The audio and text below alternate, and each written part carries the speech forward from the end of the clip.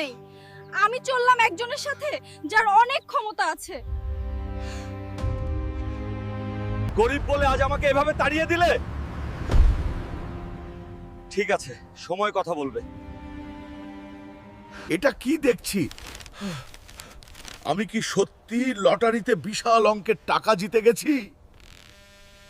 এখন আমার কাছে সব আছে, শুধু সেই ভালোবাসাটা নেই যেটা আমি চেয়েছিলাম। হাল্ক, আমাকে মাফ করে দাও। আমি ভুল করেছিলাম। আমি আবার তোমার কাছে ফিরতে চাই।